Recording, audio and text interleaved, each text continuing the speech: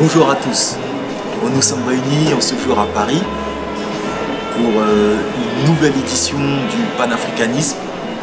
Nous allons parler bien évidemment des questions d'actualité, toujours en compagnie de camarades anciens, le doyen, le journaliste, le dur, l'homme qui ne recule devant rien, qui a donné sa vie au panafricanisme, le mandingue.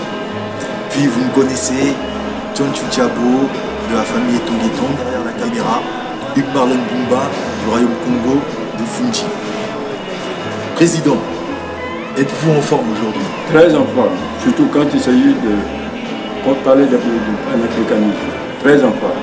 D'accord. Aujourd'hui, nous allons vous solliciter sur les questions d'actualité. Parce que oui, précédemment, nous avions parlé du passé. Mais la jeunesse, elle vit le présent, elle ne vit pas dans le passé.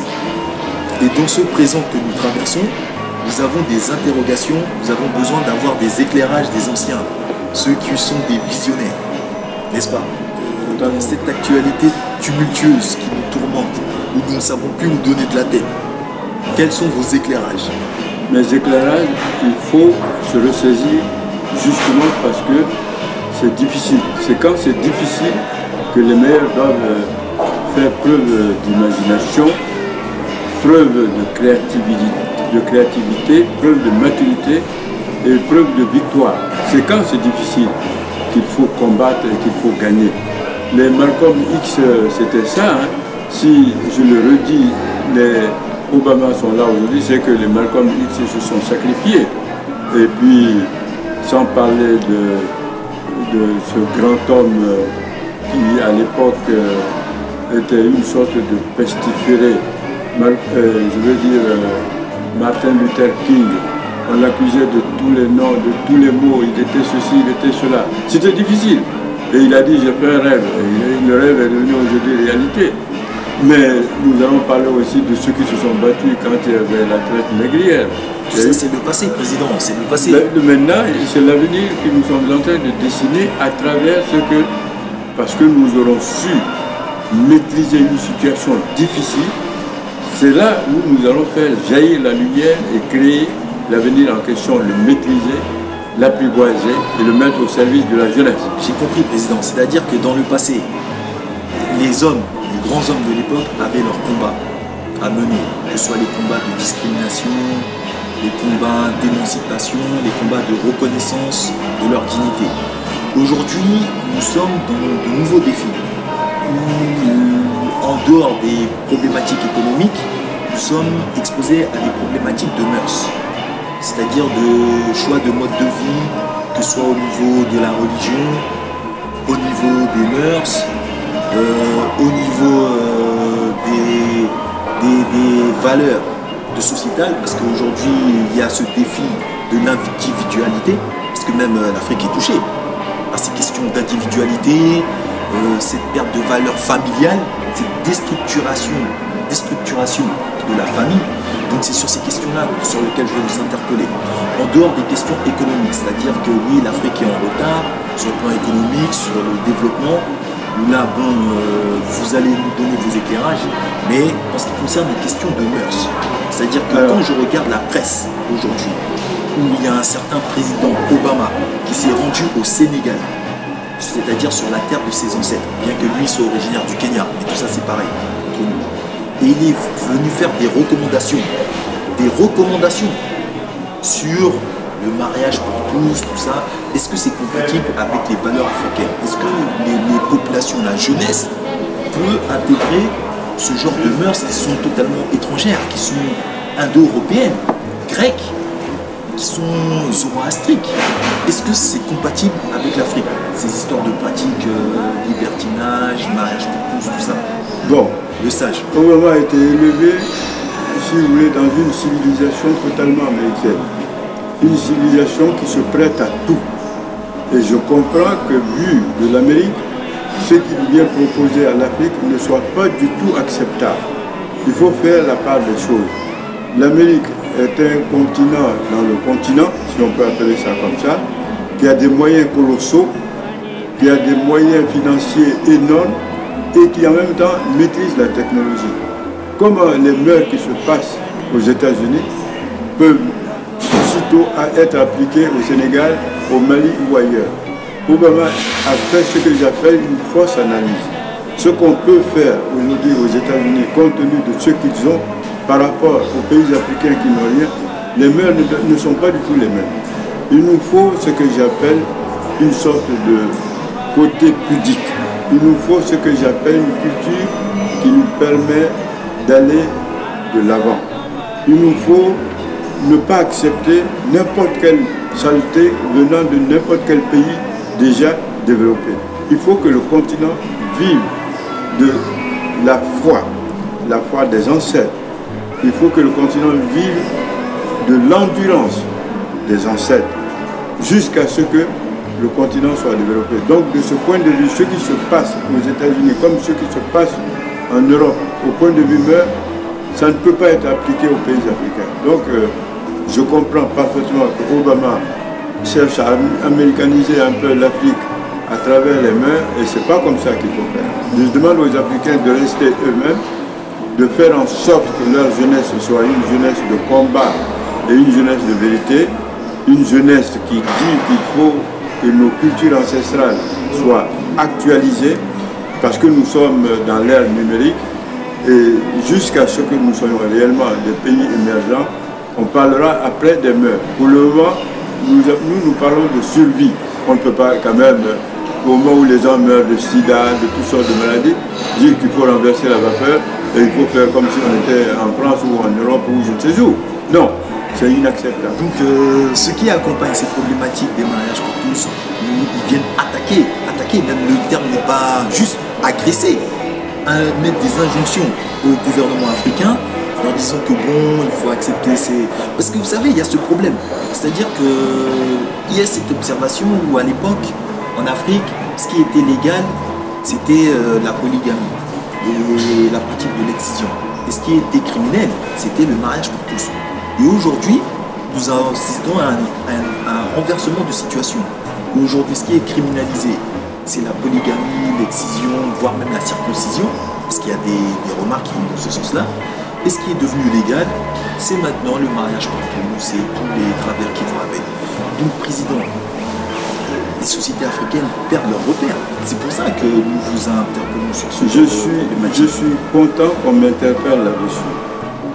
Le mariage pour tous, scientifiquement, nous sommes nés d'une mère et d'un père. Scientifiquement, biologiquement, ça on ne peut pas le nier. Maintenant, on veut que des hommes se mettent ensemble et des femmes se mettent ensemble. Cela crée, à mon avis, beaucoup de désordre.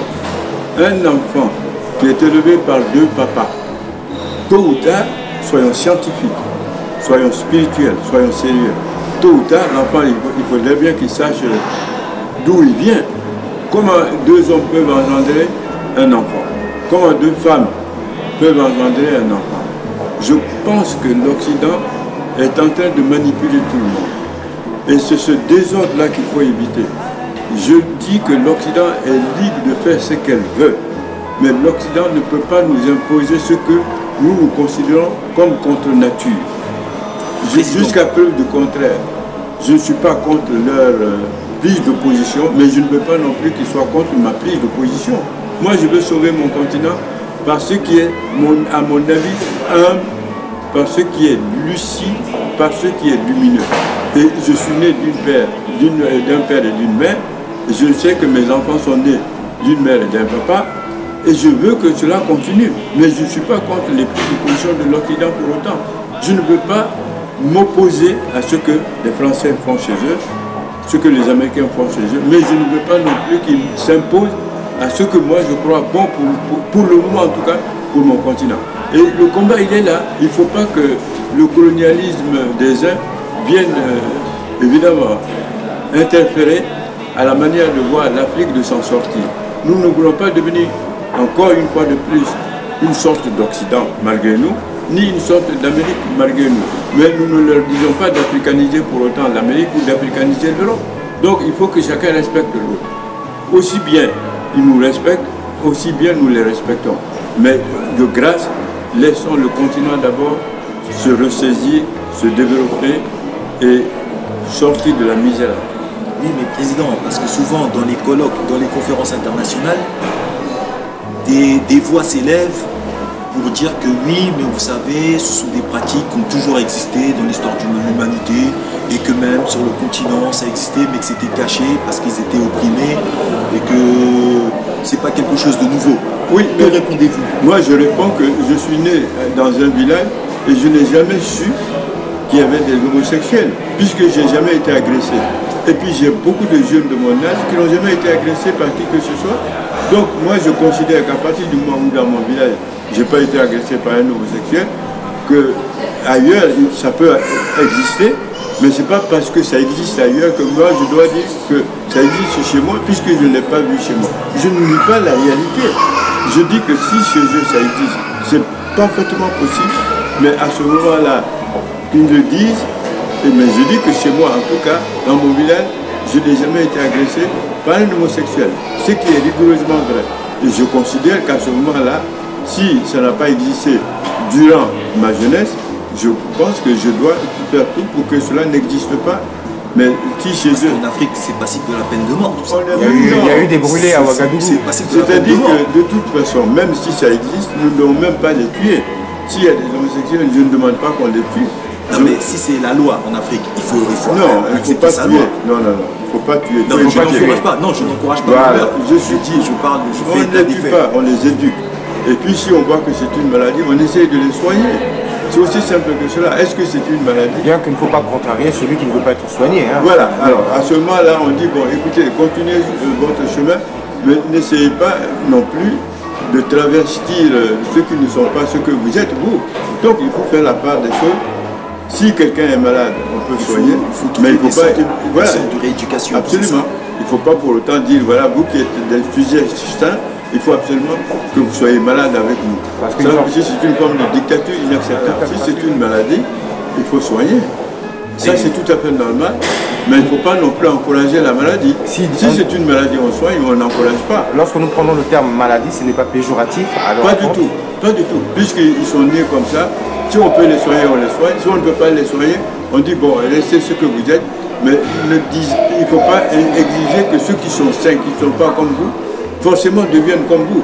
Ce que vous ne savez pas, c'est que moi je connais des pays en Afrique actuellement où il n'y avait pas d'homosexualité, mais comme c'est devenu un sujet commercial, c'est devenu un sujet de société, c'est devenu un sujet médiatique, tu as des innocents pour se faire voir, ils vont effectivement dans le marché homosexuel, parce que ça devient un commerce. Hein. Ils ont leur quartier, ils ont beaucoup d'argent, mais ce n'est pas parce qu'ils ont beaucoup d'argent qu'ils doivent imposer leur point de vue à ceux qui ne veulent pas être homosexuels. Mais il paraît qu'ils sont subventionnés. Il paraît qu'ils sont subventionnés par des ONG étrangères, internationales, qui donnent beaucoup d'argent, parce que c'est quand même le marché de la misère.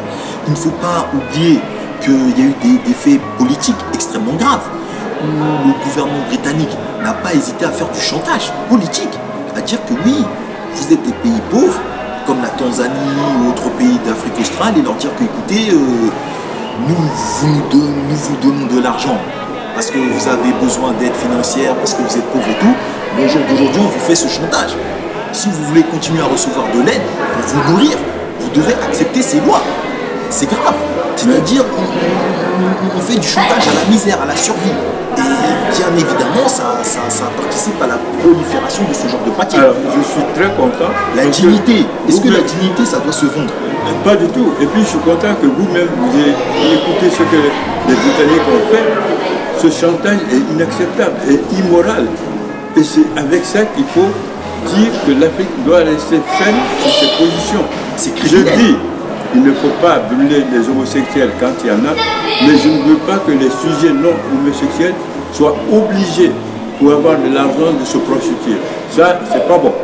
Il faut que chacun respecte l'autre. S'ils sont ce qu'ils sont, il faut que ceux qui ne le sont pas restent aussi ce qu'ils sont, c'est-à-dire des sujets sains. Je dis, j'encourage le mariage, un homme, une femme, et je ne suis pas d'accord avec le mariage pour tous, mais ça n'engage que moi. Moi, je ne suis pas d'accord. Ça m'interpelle et je ne veux pas que demain l'Afrique soit comme ça. Je ne souhaite pas. Voilà, parce que c'est incompatible avec nos valeurs. Mais il ne faut pas brûler pour autant les homosexuels. Il ne faut même pas les torturer, mais il faut leur dire restez ce que vous êtes, mais ne faites pas tout parce que vous avez de l'argent pour que les autres qui ne le sont pas deviennent. Il ne faut pas changer les rôles. Chacun doit respecter. L'Afrique n'a pas le droit de brûler les homosexuels, mais l'Afrique n'a pas le droit non plus d'accepter qu'on lui impose l'homosexualité, qu'on lui impose le mariage pour tous. L'Afrique doit dire non. Nous, s'il y en a, nous allons les soigner. Nous allons faire venir les féticheurs pour les soigner, les marabouts pour les soigner, les gris-gris pour les soigner s'il le faut. Si les gris-gris, les marabouts, les féticheurs n'arrivent pas à les soigner, on dit, bon, vraiment, on ne peut pas vous soigner, mais restez ce que vous êtes. Les tradipraticiens. Les tradipraticiens, soignez-les. Si on ne peut pas les soigner, mais au moins qu'on laisse les sujets sains. C'est pas parce qu'il y a quelqu'un, c'est un exemple comme ça, quelqu'un qui est fou. On dit, toi qui es fou, il faut que tout le monde devienne fou. Ah non, ça c'est pas bon. Donc les Européens doivent savoir qu'il y a une limite, les Américains doivent savoir qu'il y a une limite. L'Afrique aujourd'hui a besoin de ce que j'appelle de la pureté, non pas pureté raciale, mais pureté spirituelle. L'Afrique en a besoin. Quand vous avez des maladies qui peuvent tuer toute une population, vous n'avez pas de bons médecins. Pourquoi voulez-vous aujourd'hui dire aux gens, allez faire n'importe quoi, prostituez-vous, toute la vie est belle, patati patala, et qui perd? Si un continent perd sa jeunesse, le continent perd son avenir. Donc c'est aussi nocif que le sida en fait. Ah, c'est totalement nocif. C'est totalement nocif, la manière dont c'est commercialisé. C'est comparable au paludisme. Est-ce qu'on peut Il ne faut pas accepter. Il faudrait faire attention, ça veut dire que par la mesure, il faut faire attention, ça veut dire que c'est aujourd'hui la famine, la pauvreté, on l'a vu que ce soit au Cameroun, au Congo, dans tous les pays africains, mène la jeunesse à se livrer parce qu'elle n'a rien. Si quelqu'un qui soit occidental, chinois ou africain même qui a de l'argent peut acheter cette homosexualité, même initier lui-même, l'enfant qui est là, qui est africain, a ce genre de pratique. C'est-à-dire qu'aujourd'hui ce n'est plus un chantage peut-être, on ne peut plus dire que c'est une maladie puisque aujourd'hui c'est la nécessité. La corruption. Oui, c'est de la corruption. Mais je pense que de la part des pays qui se disent civilisés, c'est inacceptable. On ne peut pas avoir fait des études, avoir autant de gens éclairés et nous imposer quelque chose qui nous ramène au Moyen-Âge. Pire qu'au Moyen-Âge. À la préhistoire, mais qui nous ramène même à l'état animal. À la barbarie dans les mœurs. Donc il faut arrêter ça. Il ne faut pas que les Africains... À ce moment-là, c'est un peu comme la traite négrière.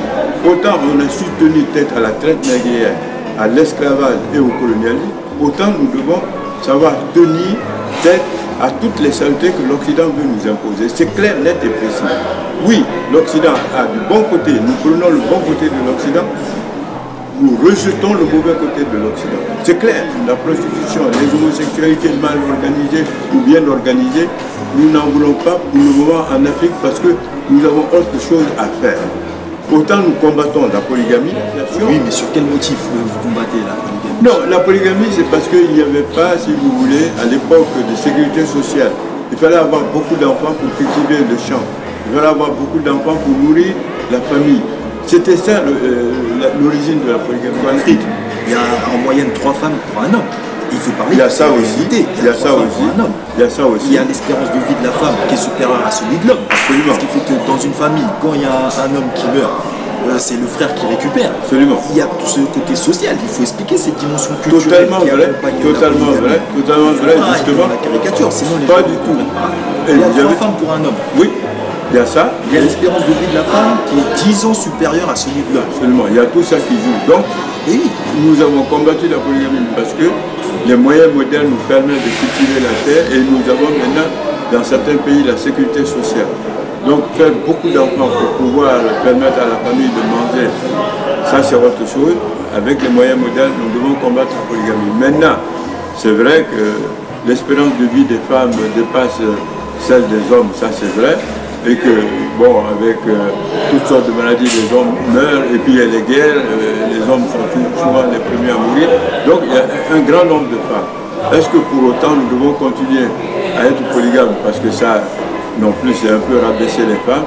Je dis que puisqu'on avance avec les moyens modernes, il va falloir maintenant réglementer tout ça, aller vers la fin de la polygamie, parce que ce que fait Berlusconi en Italie, c'est pas mieux non plus qu'un polygame. Je préfère même un polygame que Berlusconi, puisque lui au moins il a les moyens et il va d'une femme à l'autre. Ça, j'appelle ça aussi une sorte de chantage sur les femmes et même rabaisser les femmes, ce qui n'est pas le cas de la polygamie. Mais pour autant, il faut aller graduellement vers la fin de la polygamie. Mais moi, Président, j'aimerais vous interpeller, toujours sur le sujet de la polygamie, sur cette dimension. C'est-à-dire qu'en Europe, en Occident, il y a le libertinage, c'est-à-dire les gens ne sont pas obligés de se marier et ils peuvent avoir des relations entre eux, tout ça, bon, parce que c'est comme ça que ça marche. Donc l'homme peut avoir des relations avec une femme, une autre femme, une autre femme, sans avoir la moindre responsabilité, le moindre engagement. Tandis qu'en Afrique, lorsqu'on parle de polygamie, bien sûr que l'homme a une, deux, voire trois, quatre femmes, mais il a la contrainte des responsabilités. Ce n'est pas gratuit. Qu'en dites-vous de ces parallélismes entre le libertinage, qui est l'homme qui n'a aucun engagement, et celui qui est dans la polygamie, qui est responsable des femmes et des enfants? Ouais. Ce n'est pas la portée de tout le monde, c'est la portée de celui qui a les moyens. Vous avez tout dit. Votre question apporte à elle-même de très bonnes réponses. Le libertinage en Occident, c'est l'alcoolisme. C'est, si vous voulez, les plus grandes formes de prostitution à travers la richesse. On est riche, on fait n'importe quoi avec les femmes. Donc, ce libertinage l'a poussé à outrance, ça devient ce que j'appelle une provocation et même une humiliation de la femme. Et oui, il faut que l'Europe comprenne tout ça. C'est pas parce qu'on a beaucoup d'argent qu'on doit faire n'importe quoi. Maintenant, le polygame qui est responsable, il faut le respecter, puisque au moins, il donne de l'argent comme il donne de la nourriture à chacune des épouses. Il faut le respecter en tant que tel. Et en plus, il le fait tout en étant, en quelque sorte, utile à la société dans laquelle il vit. Donc, la polygamie, par rapport au libertinage, je préfère à ce moment-là la polygamie, mais graduellement en finir avec la polygamie. Mettons-nous d'accord. Tant que les moyens modernes nous permettent de sortir de la polygamie, nous devons en sortir. Mais refusons le libertinage à outrance, provocateur, je dirais même éhonté, inacceptable, véhiculé par l'Occident. L'Occident riche est en train, malheureusement, de pourrir le continent où il y a beaucoup plus de pauvres. Donc nous ne devons pas accepter ça. Mais c'est à l'Occident de prendre ses responsabilités, parce que nous prenons nos responsabilités. Ce que je dis, je prends mes responsabilités. Je dis, combattons l'excision, combattons la polygamie, mais graduellement, sans tomber dans le libertinage, sans tomber dans la prostitution, sans tomber dans le refus de la spiritualité. Parce que ceux qui font ça, souvent, n'ont absolument rien à faire avec ce que j'appelle une certaine spiritualité, une certaine propreté, une certaine dignité. Alors nous refusons ce libertinage à outrance.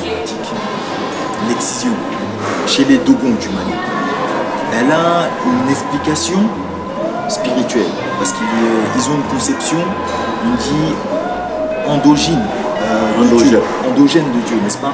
C'est-à-dire que Dieu est à la fois homme et femme. Ça, c'est dans le cas pratique des Dogons.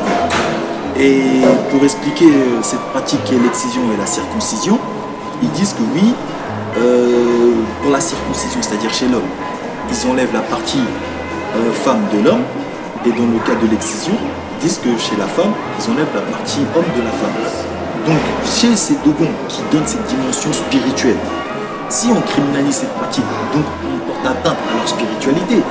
Donc quel est le bon choix? Quel est le bon éclairage? Respecter leur spiritualité, ou sinon leur faire comprendre que leur spiritualité doit composer avec des valeurs extérieures sous prétexte qu'il y a ce qu'on appelle la mutilation de l'être humain. Parce que c'est ça l'argument. C'est là la déformation de l'Occident vis-à-vis de la culture négro-africaine. Je me souviens que les femmes qui ont été excisées à l'époque, mes sœurs et beaucoup d'autres femmes, elles se sont jamais plaintes. Elles ont pu faire des enfants.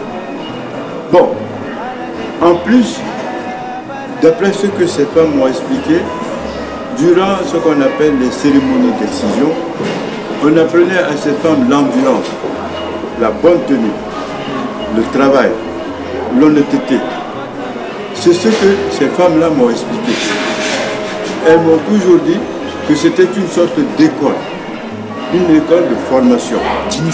D'initiation. Eh bien, en plus, ces femmes-là n'ont jamais dit j'ai été excisé, je ne peux pas avoir d'enfant ou je n'ai pas de plaisir. Tout d'un coup, je suis contre l'excision, mais tout d'un coup, l'Occident a fait une affaire d'État. On mondialise. Telle femme a été excisée, c'est un crime, l'Afrique est barbare. Il faut qu'ils arrêtent. L'Afrique n'est ni barbare, en plus c'était une école d'endurance, de formation des jeunes filles. Maintenant, je suis évidemment pour la fin de l'excision, mais je ne veux pas qu'on en fasse une affaire de diable. Ceux qui font ça, ce sont des diables, ce sont des sauvages. Vous et moi, on se porte bien, nous sommes nés de femmes excisées souvent. Et je ne suis pas malheureux, mais ma maman n'a jamais été malheureuse pour autant, mes soeurs ne le sont pas. Qu'on ne vienne pas me faire croire que toutes les femmes qui ont été excisées sont des femmes malheureuses. Je suis contre l'excision, mais qu'on n'en fasse pas une affaire pour diaboliser le continent africain. Je suis contre cette diabolisation et ceux qui s'inscrivent dans ce cadre-là, pour se faire voir dans les médias, ils ne rendent pas service ni à l'Occident, parce qu'à ce moment-là, nous on se radicalise contre les arguments de l'Occident, ni à l'Afrique, parce que l'Afrique n'est pas aussi barbare qu'on le dit dans ce domaine-là, dans ce domaine culturel. La barbarie aujourd'hui est même dans le cas de l'Occident dans ce domaine-là parce qu'elle fait n'importe quoi. Que dites-vous de juste sur l'excision? Parce qu'il y a des filles qui ont été le vivre, vont voir les Occidentaux, vont leur en parler, qui vont être épris de la difficulté de leur trajectoire puisqu'ils n'ont pas cette éducation ancienne qu'on leur disait il fallait être honnête, ressentir par rapport à leur ressenti. Absolument. Et il y a eu un groupe allemand qui a fait quand même le trajet pour informer qu'on arrête en fait l'excision. On va dire qu'aussi il y a quand même des gens qui sont passionnés par cette douleur, on peut dire, hein, que certaines femmes ressentent quand même parce qu'elles n'ont pas été traitées pendant cette initiation. Et qu'il y a eu quand même une information qui est venue à ces femmes pour arrêter parce qu'elles n'avaient vraiment pas une gestion. Non, oui, mais président, il faut relativiser toutes ces informations. L'Afrique, c'est très grand. L'Afrique est assez grande. Ces pratiques d'excision, c'est souvent l'Afrique soudanaise, c'est-à-dire sahélienne, c'est-à-dire qui part du Soudan, de l'Éthiopie et qui s'en va jusqu'en Guinée-Conakry. Donc ça touche vraiment cette bande, cette région de l'Afrique. Maintenant, dans ces endroits-là, ce sont des sociétés maraboutiques, islamisées, c'est-à-dire que tout le monde est lettré là-bas. Ils sont lettrés dans les langues bambara, tout ça, et la plupart des gens parlent et écrivent l'arabe. Totalement, mais ce qu'il faut bien comprendre, on n'est pas aussi illettré qu'on veut nous faire croire. Ma langue est une langue dans laquelle je me suis exprimé. Moi, je sais, dans mon village, dans mon pays, des gens qui n'ont pas été même ni à l'école coranique, ni à l'école française, qui s'expriment bien dans notre langue. Ça dépend de la manière dont on voit la culture. Et puis, dans mon village, ceux qui n'ont été ni à l'école française, ni à l'école, si tu veux, musulmane, ce sont des gens qui ont quand même ce que j'appelle un verbe tellement haut, tellement bénéfique, que je les admire. Des êtres humains ont leur culture. Le tout est d'actualiser ces cultures, de faire en sorte qu'elles s'ouvrent à d'autres cultures pour que ce soit un enrichissement. Donc, je ne veux pas que ceux qui n'ont pas été à l'école française ou à l'école musulmane soient diabolisés, soient exclus. C'est faux. Ce sont des gens qui ont des valeurs, et ces valeurs, il faut les respecter. Et c'est là où les intellectuels doivent se mettre debout en disant qu'il ne faut pas minimiser les valeurs de nos villages, ceux qui sont restés un peu les garde-fous de certaines cultures, telles que la culture de l'excision à l'époque, parce qu'il y avait une culture d'excision qui permettait aux jeunes filles d'être bien élevées, telle que la circoncision aussi. On nous a circoncis tout en nous disant ça c'est bon, ça c'est pas bon. Il y a des pays africains qui ne pratiquent ni l'excision ni la circoncision. Ces pays africains aussi, il faut les respecter. Et là, il a très bien fait de dire que ça dépend des pays et effectivement, ça dépend des cultures. Donc il ne faut pas tout mélanger, il faut aller au cas par cas. Ouais, parce qu'en fait, le problème c'est qu'il y a eu des femmes africaines, des jeunes filles africaines qui ont grandi dans la culture française. Voilà. Et qui se sont beaucoup identifiés à leurs camarades, tout ça, de classe française, tout ça. Ce qui fait que quand elles se sont retrouvées au choc de l'initiation, tout ça, et que bon, comme elles n'ont pas grandi dans la culture africaine, elles n'ont pas compris cette initiation. Et donc ça a été mal perçu en Europe comme étant un préjudice. Parce que comme ça n'existe pas dans la culture européenne, ça a été mal interprété comme un préjudice.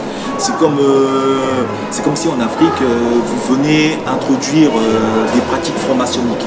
C'est quelque chose qui est totalement étranger à la culture africaine. Donc si nous, en tant qu'Africains, nous voyons des jeunes Africains, parce qu'ils sont entraînés par des amis blancs dans des pratiques franc-maçonniques, ben nous allons dire que ces gens-là sont persécutés. Et nous allons tout faire pour les extirper de ces rituels dits sataniques. Parce que de la même manière que les pratiques culturelles africaines sont perçues comme étant barbares dans le cadre de l'excision, de même que nous, comme nous ne connaissons pas cette culture franc-maçonnique, ésotérique, nous voyons que c'est quelque chose de diabolique, de mystique, de dangereux. Et c'est parfois ce malentendu culturel qui fait qu'il y a des réflexes extrêmement violents par rapport à l'autre. Oui, mais c'est là où il faut faire appel aux parents. Nos enfants qui sont nés ici, ils ont la culture d'ici. Il ne faut pas, quand ils viennent en Afrique, au Mali, en Guinée et ailleurs, il ne faut pas les obliger à dire il faut changer. Il faut que les parents comprennent ça une fois pour toutes. Les enfants qui sont nés ici n'ont pas le droit d'être forcés, d'être excisés. Il faut arrêter ça. Par contre, nos enfants qui sont nés là-bas, on peut pour le moment dire qu'on va arrêter l'excision graduellement et il faut arrêter l'excision. Mais il ne faut pas qu'on dise il faut continuer l'excision et d'une façon ou d'une autre, ça déjà c'est pas bon. Nous allons graduellement arrêter l'excision. Mais on dit aussi que l'excision, contrairement à tout ce qu'on a dit, ça n'a pas été aussi mauvais pour nous autres, puisque nous nous portons bien dans notre tête, bien dans nos souliers, capables de raisonner, et nos mamans ont subi cette tradition. Je ne veux pas qu'on attaque ma maman parce qu'elle a subi cette école de l'excision. Je ne veux pas qu'on attaque mes soeurs parce qu'elles ont été excisées, qui ont fait des enfants qui sont normaux. Je ne veux pas qu'on les attaque. Mais pour autant, je suis d'accord qu'il faut finir avec l'excision, mais dans le respect, dans l'argumentation, dans la pédagogie, ce qui n'est pas le cas. On dit voilà, vous êtes ceci, vous êtes des barbares. Je ne suis pas un barbare. Pas plus que d'ailleurs, puisque eux parfois ils sont même plus barbares que moi, puisqu'ils utilisent l'arme chimique pour faire quoi que ce soit, pour tuer des gens, les bombes atomiques et autres là. Mais ils sont encore beaucoup plus barbares que la culture dont ils essayent plus ou moins d'incriminer. Graduellement, je le redis, nous allons en finir avec l'excision par la pédagogie. Ça c'est sûr. Président, mais il y a un rapport qui a été fait par des experts africains, sur lequel même le feu président Mobutu Sese Seko s'était appuyé en 1973, qui était sur la comparaison des modes de vie. C'est-à-dire qu'à l'époque, ils avaient constaté qu'effectivement, dans la culture africaine traditionnelle, avec les initiations, le cas de l'excision, tout ça, le taux de dépression, c'est-à-dire le nombre d'individus victimes de dépression, de tentatives de suicide, de mal-être dans leur peau, était totalement inexistant. Tandis que lorsqu'on faisait cette comparaison par rapport au mode de vie européen, que ce soit en Europe et aussi au cas japonais, qui s'est totalement converti au mode de vie européen, où ces gens-là qui avaient accédé à la liberté, du fait du stress, de l'individualisme, étaient sujets à un nombre assez important de suicides, de folie, d'internements psychiatriques et autres.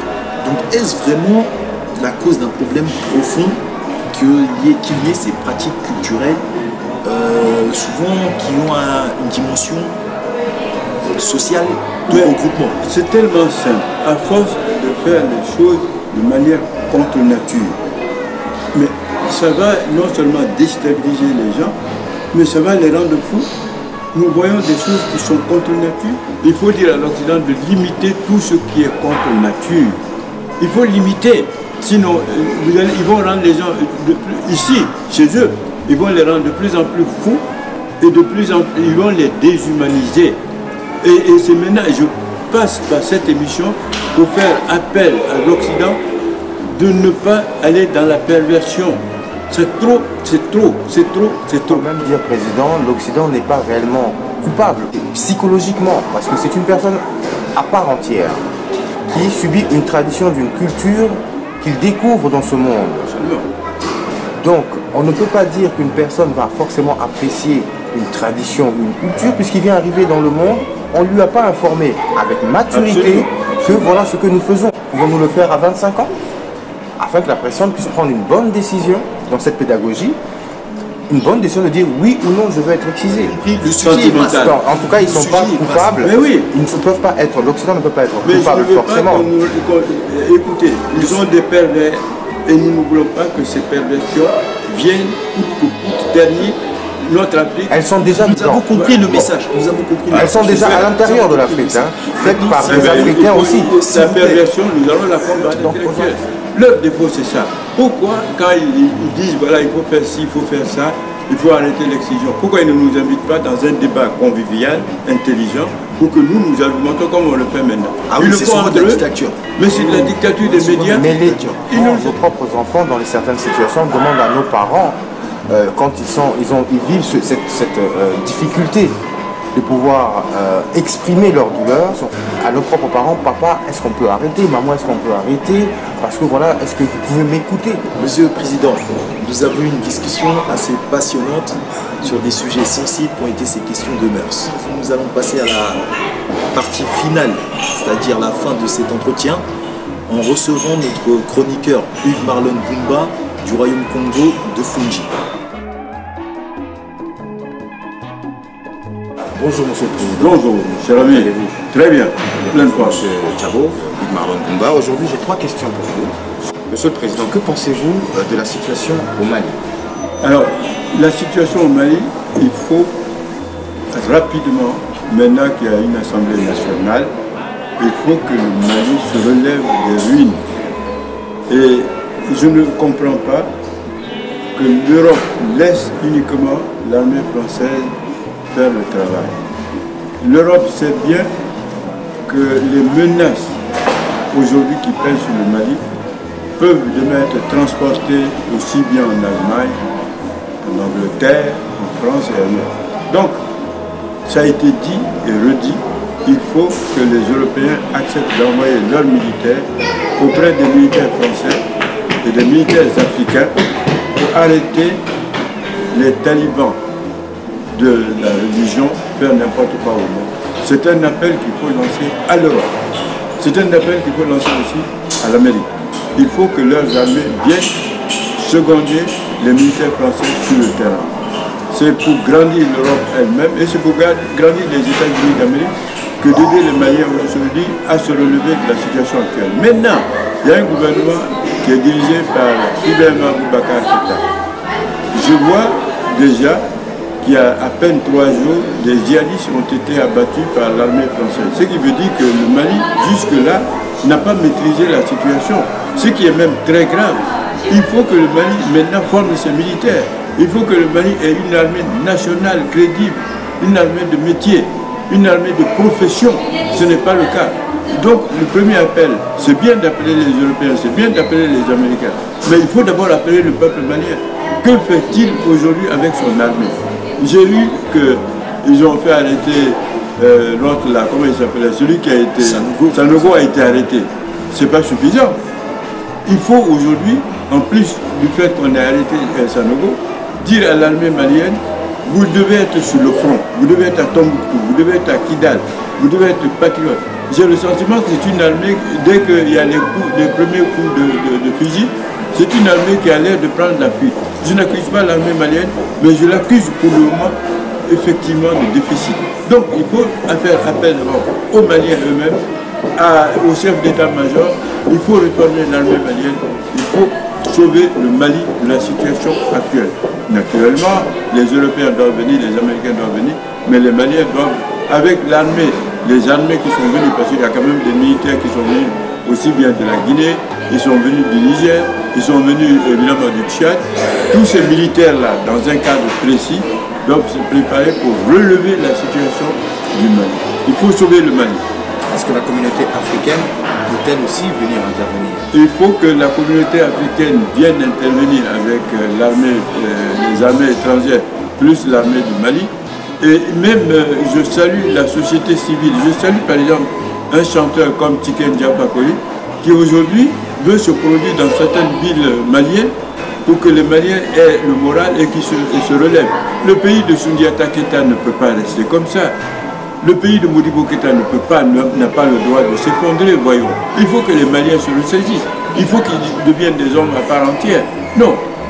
Je salue la société civile, je salue la jeunesse, je salue les intellectuels qui disent aux Maliens, mais devenez un État fort, un État puissant. Donc c'est un appel pressant et sans complaisance que j'adresse aux uns et aux autres. Le Mali doit devenir un État fort, un État respecté et mettre fin à la même mise des fous de Dieu. Ils sont fous, c'est-à-dire qu'ils font n'importe quoi. Eh bien, ils veulent faire du Mali une sorte de Pakistan. Nous disons, nous ne laisserons pas le Mali devenir une sorte de Pakistan. C'est un appel d'un monsieur qui croit au Mali, comme vous-même, jeunes qui êtes avec moi. Nous croyons à un Mali, mais à un Mali debout. Voilà, c'est le message actuel que j'adresse aux Maliens. Merci de votre quiétude sur le point malien. Que pensez-vous de la situation, deuxième question, au Centrafrique? Voilà, je salue l'arrivée de cette dame-là, qui est très bien. Elle est alors, cette femme, c'est la preuve qu'après le Libéria, qu'après, évidemment, il y a des femmes qui ont fait leur preuve, que le pouvoir féminin peut parfois sauver le continent. Voilà une femme qui arrive et qui dit, je suis votre mère, votre soeur, votre épouse, et je suis là pour ramener l'espérance. Mais il faut la saluer et l'encourager. Et je suis peiné, pendant qu'elle était intronisée, qu'il y avait encore des sauvages qui tuaient d'autres Centrafricains. Il faut finir avec ça. Mais cette femme, c'est un exemple qu'il faut encourager. Je crois qu'il faut féminiser le pouvoir. Il faut aujourd'hui aller vers l'élection de femmes capables de redresser les situations, capables de lutter contre l'esprit ethnique, de lutter contre ce qu'il faut appeler la dictature religieuse. C'est une mauvaise dictature que de dire toi tu es musulman, je te tue, ou bien toi tu es chrétien, je te tue, ou toi tu es animiste, je te tue.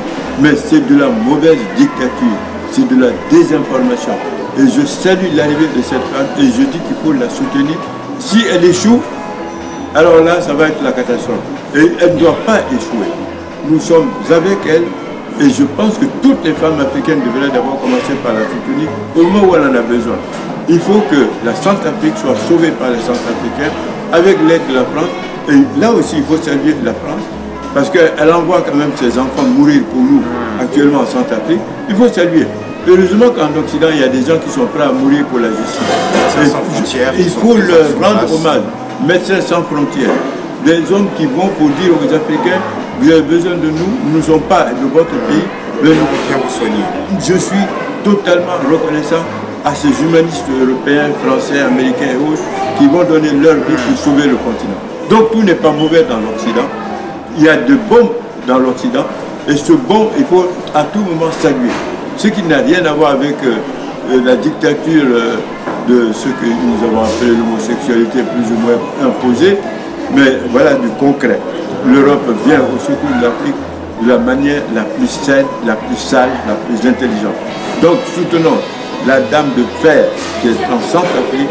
Il faut que la République centrafricaine, après les erreurs de Bokassa, qui a été un mauvais empereur, qui s'est intronisé empereur, mais de la manière la plus absurde. Après, évidemment, les Bozizé qui sont venus et finalement qui n'ont même pas pu redresser la situation. Bozizé est resté combien d'années au pouvoir, il n'a même pas pu redresser, il n'a pas pu faire l'unité nationale. Tout ça, ce sont de mauvais exemples qu'il faut effacer en soutenant la dame qui est actuellement à la tête de l'État centrafricain. Madame, chapeau à vous, femme africaine, nous vous saluons, nous vous encourageons, nous vous soutenons et nous aimerions vous voir de plus en plus au pouvoir dans les pays africains pour faire la paix. Voilà le message pressant que j'adresse aux Africains pour soutenir la femme qui a été élue en Centrafrique et que la Centrafrique en 2014 finisse avec toutes ces guerres dans notre âge. En tout cas, nous profitons de demander à la communauté du Centrafrique d'aider vraiment Médecins sans frontières qui sont sur place pour soigner, de les laisser vraiment faire parce qu'ils ont vraiment besoin d'accéder à des endroits qui sont très difficiles dus au conflit actuel, de les laisser vraiment soigner les enfants qui ont besoin d'avoir des soins, ou les femmes et les hommes qui en ont besoin. Merci beaucoup. Troisième question, Monsieur le Président, pour terminer. Donc voilà, que pensez-vous aussi de la situation ici en France de l'artiste qu'on nomme Dieudonné? Alors, j'ai fait une conférence de presse de Dieudonné au départ. Il faut que chacun voit ça. À l'époque, c'était au Cap. On a fait une très grande conférence de presse puisqu'on a traité d'antisémite. Lors de la conférence de presse, des journalistes israéliens sont venus nombreux porter la contradiction à Dieudonné. Et Dieudonné a été même mis en difficulté. Parce que ces journalistes ont dit, voilà, vous avez dit ceci, vous avez dit cela, nous trouvons que c'est de l'antisémitisme. Nous trouvons que vous êtes contre le peuple juif. Nous avons aidé Dieudonné à apporter des réponses en disant que pour nous, il n'est pas antisémite, il est plutôt humoriste. Et je lui ai dit personnellement, en tant que président de l'Union internationale des journalistes africains, d'arrêter de faire ce qu'on appelle le mélange des genres. Il ne faut pas se nourrir du malheur des autres en disant ils sont ceci, en disant ils sont cela. Ce que Dieudonné, à un moment donné, a dit sur les Juifs, si on le disait sur la communauté noire, que ce soit en France ou que ce soit ailleurs, je suis sûr que nous aurions dit que c'est du racisme. Et si Dieudonné, avec les Anelka, ont beaucoup d'argent, vous leur donnez de l'argent aux juges français et autres, pourquoi ils ne vont pas investir carrément au Cameroun, travailler à reconstruire le Cameroun? Pourquoi ils ne vont pas investir au Mali aujourd'hui? La jeunesse malienne a besoin de l'argent qu'eux sont en train d'investir aujourd'hui dans les provocations. La jeunesse malienne a besoin de cet argent. Nous faisons appel à Dieudonné, je fais appel à Nelka, puisque vous êtes célèbre et que vous avez de l'argent. Mais allez investir dans les pays où on a besoin d'hôpitaux, allez investir dans les pays où on a besoin de former la jeunesse, où on a besoin de qualité de l'enseignement. Mais ne venez pas continuellement mettre les communautés les unes contre les autres. Nous, on n'est pas antisémites maintenant. Il y a eu à un moment donné où peut-être il fallait attaquer Israël parce qu'il soutenait l'apartheid. Mais il y a longtemps, Israël ne soutient plus l'apartheid. Donc je ne vois pas comment on peut aujourd'hui continuer à faire d'Israël le machin qui est ceci, qui a fait cela. Non, il faut arrêter ça. C'est le conseil que je donne à Dieudonné. Et heureusement qu'il est en train de dire qu'il veut faire maintenant un spectacle en se basant sur la culture africaine. Alors, nous le mettons en garde. Si c'est pour nous valoriser, nous sommes d'accord. Mais si c'est pour nous ridiculiser, nous sommes noirs comme lui, nous sommes africains comme lui. Si jamais il devait nous ridiculiser et nous ramener encore plus bas que bas, comme on dit, nous serions à ce moment-là obligés de l'attaquer aussi. Cette fois-ci, ce sera des Africains qui attaqueront Dieudonné parce qu'il aura plus ou moins défiguré la culture africaine. Mais nous sommes fiers qu'aujourd'hui, il s'inspire de la culture africaine. Et j'espère que ce sera comme les Cheikh Anta Diop qui se sont inspirés dans le bon sens du mot de la culture africaine. J'espère que ce sera comme les Mandela qui se sont inspirés du côté favorable, du côté sérieux de notre culture. Si Dieudonné fait ça, nous l'applaudirons. Mais pour le moment, nous lui disons d'arrêter la provocation. Et ça, ce n'est pas aller contre lui. Nous aimerions qu'il soit l'un des meilleurs humoristes. Alors, une fois de plus, il faut arrêter la provocation parce que ce n'est pas le moment. On a autre chose à faire en Afrique, au Cameroun. On a autre chose à faire que de provoquer les gens et que de nous dresser contre les Juifs. On n'a pas à se dresser contre les Juifs. Ce ne sont pas les Juifs qui sont en train de nous attaquer aujourd'hui au Mali. Ce ne sont pas les Juifs qui sont en train de nous attaquer aujourd'hui en Centrafrique. Ce ne sont pas les Juifs qui, et disons-le franchement, qui enveniment l'esprit ethnique de part et d'autre. Donc, ils ont eu leur part de responsabilité. Ils ont arrêté. Eh bien, nous ne devons pas continuellement attaquer les Juifs et nous ne permettrons à aucun des nôtres de les attaquer. C'est pas le moment de les attaquer. C'est un message que j'adresse à Dieudonné. C'est à lui d'en tirer les conséquences. Merci de venir à notre culture. Merci de s'inspirer valeurs ancestrales, mais dans le bon sens. Alors s'il le fait dans le mauvais sens, nous serons obligés de l'attaquer, nous aussi, devant les tribunaux, et nous ne le souhaitons pas et nous ne le voulons pas. Donc il est averti dès maintenant. Il est le bienvenu sur la terre des ancêtres, si c'est pour faire du bien. Mais il ne sera pas le bienvenu si c'est pour nous faire du mal. C'est clair, net et précis. Il ne suit pas les traces de ce terroriste qui a vécu au Cameroun, Jean-Michel Cancan. Écoutez, nous disons que tout ce qui peut aujourd'hui grandir le continent africain par l'humour est le bienvenu. Trace ou pas trace de qui que ce soit, le problème n'est pas là. C'est de grandir les peuples par la qualité de l'humour et non pas les rabaisser. C'est de faire en sorte que par l'humour, qu'il y ait moins de tension entre les communautés. C'est de faire en sorte qu'il y a beaucoup plus de cohésion. C'est ça l'humour actuel. Maintenant, si c'est dans ce sens-là, nous sommes avec Dieu de nous. Mais le contraire, nous le combattrons. Et oui, il ne faut pas qu'il nous oblige, nous, Africains, à le combattre. Donc, il faut faire de l'humour pour rassembler, de l'humour pour fortifier, de l'humour pour permettre aux uns et aux autres de s'épanouir, de rire. Il faut rire. Nous ne sommes pas, nous, ni braqués, ni bloqués. Nous aimons rire, mais il faut le faire de manière intelligente et de manière tout à fait limpide. Ce qui, malheureusement, à un moment donné, n'a pas été le cas. Il a attaqué Valls, Valls l'a attaqué. Eh bien, ce sont deux contraires qui s'attaquent. Ça, c'est autre chose. Mais je dis, au lieu de mettre l'argent maintenant dans la justice, il vaut mieux investir ça aujourd'hui au Mali, investir cet argent-là qu'ils vont mettre une fois de plus au service de la justice en Centrafrique, investir au Cameroun, investir en Guinée. Mais non, il ne faut pas passer tout le temps à faire ce que j'appelle cette guerre inacceptable entre les communautés en France. Et surtout que la France nous accueille très bien, nous respecte. Et que parfois je rencontre des journalistes juifs qui sont magnifiques. Je ne vois pas pourquoi je me mettrais contre les journalistes juifs. Donc Dieu donné, à vous de réfléchir pour que 2014 soit pour vous comme pour nous l'année du bon départ et l'année de la fraternité.